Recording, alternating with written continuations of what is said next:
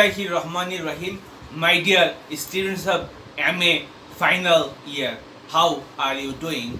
Today I will tell you the historical background of King Lear.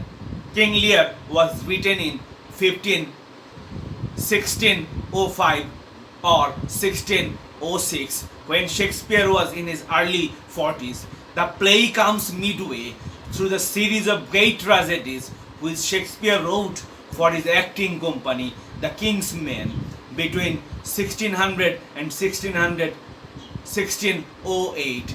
The sequence is Hamlet, Othello, King Lear, Macbeth, Antony and Cleopatra and Coriolanus.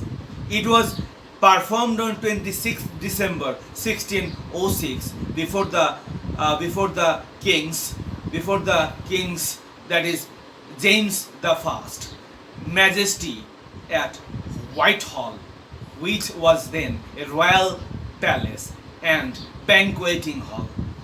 The story of Lear comes from a very old folk tale preserved in oral tradition and eventually told in Holinshed's Chronicles, first published in 1577. Though Shakespeare took the basic starting point of his play, the story of an old king and his three daughters, from an ancient folk tale which had come down in oral tradition before eventually appearing in various versions in print. He invented nearly all the important things in the play himself. The storm, King Lear's madness, the wonderful and mysterious figure of the fool, the subplot of Gloucester and his sons, the relations between subplot and main plot, and the ending. All this is spring from Shakespeare's own imagination. In the chronicle play King Lear, for example, Cordelia wins the battle, defeating her wicked sisters and restoring her old father to the throne. And now, my dear students, let me tell something about the characters. And the main we find in King Lear two plot, the main plot and the subplot. The main plot features characters such as Lear and his daughters and their husbands, and characters such as Kent and the fool. On the other hand, in the subplot, we see Gloucester and his sons. Another striking feature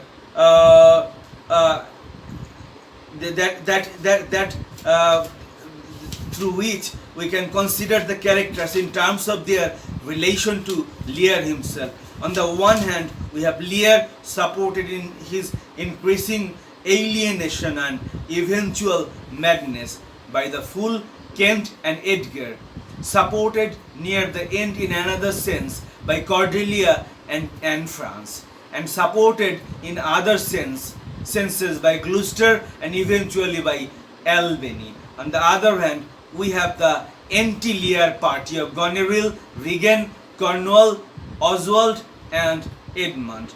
And my dear students, now I will tell you the themes of King Lear.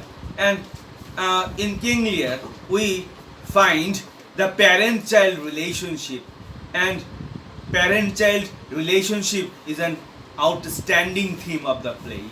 And in this play we see ingratitude of children towards their father, and we see ingratitude from King Lear's daughters such as Goneril and Regan, and we also see ingratitude from Gloucester's son such as Edmund and children, and we see both King Lear and Gloucester suffer agonies as a result of the ingratitude of their evil children, and are both consoled and comforted by the good children.